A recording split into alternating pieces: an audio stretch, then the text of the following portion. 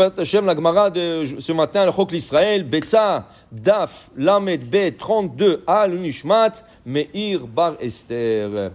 Dit la Gemara, je commence un peu au milieu de la Gemara. La Gemara rapporte ici, Amar Rav Natan Bar Abba, Amar Rav Natan Bar Abba dit au nom de Rav, Attiré Bavel, Yorde Gehenam Hem. Il disait que les gens riches de Bavel, ils allaient tous aller à l'enfer.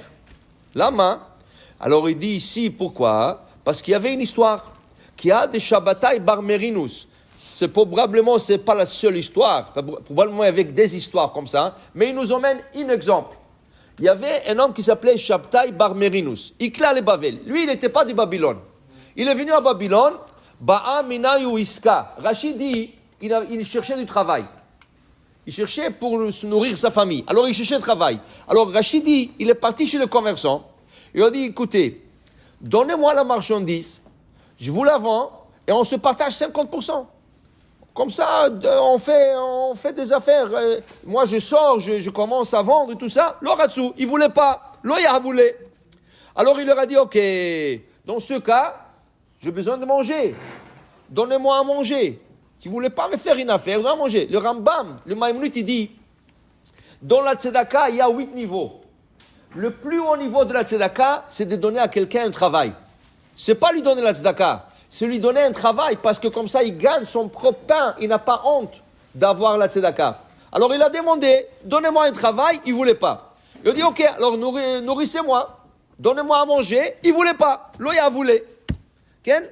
Alors Amar, il a dit, ce gens-là, qui n'est pas un autre juif, il doit se sûr qu'ils sont mes Erevrav. C'est sûr qu'ils sont de se convertis, qui sont sortis dans le désert avec l'âme Israël, et ils n'ont pas été corrects, parce que le Egel Hazav, c'est eux qui l'ont fabriqué, le problème de plainte, c'est eux toujours qui sont pleins, d'Irtiv, parce qu'un juif, il est écrit sur un juif, Venatan lecha rachamim verichamcha, Dieu te donne la miséricorde, Vekol amrachem à la beriot, et tout celui qui a la miséricorde sur les autres, c'est sûr qu'il est de la descendance d'Abraham Avinu. Et tout celui qui n'a pas pitié sur les autres, il n'est pas de la descendance d'Abraham Avinu. Alors il a dit comment? Je vous demandais une affaire, vous ne voulez pas m'aider. Je vous demandais à me nourrir, vous ne voulez pas, alors vous êtes de Erevra, vous n'êtes pas juif. Okay? Allez-y, vérifiez dans vos annales. Vos parents, vos grands-parents, qui c'est qui? Est-ce que Bechlal, si vous êtes juif, okay? Il y avait dans l'Holocauste, à l'époque de l'Holocauste, il y avait une histoire, parmi plusieurs histoires. Il y avait un nazi, Marchimo, il a pris une femme avec son enfant, il voulait tuer l'enfant en face de la femme. Il a dit, il est trop petit, il ne peut pas travailler. Il voulait le tuer, il voulait le tirer. La femme a dit, s'il vous plaît, elle pleurait, qu'est-ce que... À la fin, il lui a dit, écoute, arrête de... Alors il lui dit, écoutez, je vois dans vos yeux que vous avez un peu de pitié. Alors il lui a dit, si tu me dis dans quel œil tu le vois, je vais le laisser partir. Alors il lui dit, regarde, il dit, je pense sur l'œil gauche qui a un peu de pitié. Il a dit, tu as raison. Pourquoi? L'œil gauche était un œil en verre. C'était pas un vrai œil. Rien que là-bas, ce gars, il peut avoir de la miséricorde. Il l'a laissé partir. Tu comprends? Un gars, il n'a pas de rahmanout. Un juif, il doit avoir de la miséricorde. Okay? Alors, pour te dire, il a dit Rav, que tous ceux-là qui n'ont pas de pitié, Yorche Gehenam, ils vont aller à Gehenam. Il dit ici, Ve'amar Rav Natan Baraba Amar Rav, il continue à enseigner au nom de Rav Natan Baraba, il dit, Kol hametzape al shulchan acherim, olam choshech ba'ado. Tout celui qui compte sur les autres pour manger, son monde est obscur. Haz v'shalom. Et s'ils ne vont pas lui donner à manger, il va crever de faim. Haz v'shalom, de dépendre de quelqu'un d'autre. Et après, il dit, Rav Chizda Amar, chayav, enam chayim. C'est pas une vie de dépendre des autres. Tu sais pas, est-ce qu'il va te donner, il va pas te donner, est-ce qu'il va te faire, il va pas te faire. Alors il dit, chayav, enam chayim. Tanour Rabbanan, Chachamim ont étudié et ont dit, Shlosha chayehem, enam chayim. Il y a 3 personnes que leur vie n'est pas considérée une bonne vie. Ve'eluhem, et voici ils sont. Am tzapel shulchan chavero, celui qui dépend toujours des autres. Ça, c'est pas une vie, ça. Tu sais pas, tu te lèves le matin, tu sais pas qu'est-ce qui va devenir avec toi. C'est pas une vie. Et après ça,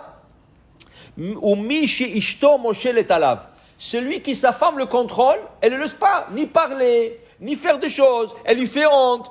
Pourquoi tu as fait ça? Pourquoi? Lave-moi la vaisselle, lave-moi le parterre, va changer la couche. Il n'a pas de vie, ce monsieur. Il ne peut pas vivre. Okay? Ça, c'est pas une vie, ça. Okay? Et après, et Haz Shalom, c'est lui qui a de la souffrance. Des fois, c'est pas une vie aussi. Okay? C'est lui qui souffre beaucoup. C'est pas une vie. Okay?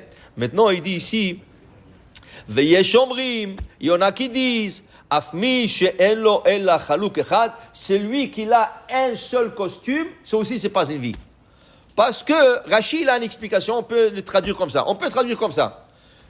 Un costume, tu sais, tu t'assois à manger, tu as peur qu'une sauce te tombe, ça te tombe. Et si tu te salis, tu peux pas aller à la synagogue, c'est pas une vie ça. Au moins, si tu sais que tu as dans l'armoire, dans la garde-robe, un autre costume pour changer, une autre chemise. Mais avoir un costume, c'est un problème. Mais Rashi le prend dans un autre sens. Rashi dit, à l'époque du Talmud, il y avait beaucoup de poux. Et quand il s'attaquait aux habits. Alors le pauvre, s'il a un seul costume, plein de poux, il ne peut pas aller à la synagogue. Il ne peut pas prier, ça le gratte. Il n'a pas une vie celui-là. Alors pourquoi la Gemara au début a dit 3 et pas 4? Dit la Gemara, Vetanakama. Et le Tanakama n'a pas compté cette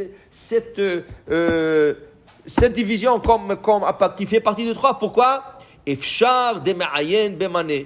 À l'époque, ils étaient habitués d'enlever le poux. Okay? Ils s'assoyaient, ils enlevaient le poux. Alors il peut s'arranger. Mais les autres 3 qu'on a mentionnés, vraiment, c'est quelque chose de grave. Alors pour dire qu'il faut toujours prier à Hachem, nous donner une bonne vie, Haïm, Tovim, Sha'alnu Mimach. On demande toujours à Hachem une bonne vie. Et si tu as la bonne vie, remercie Hachem aussi. Baruch Adonai Le'olam. Amen ve Amen.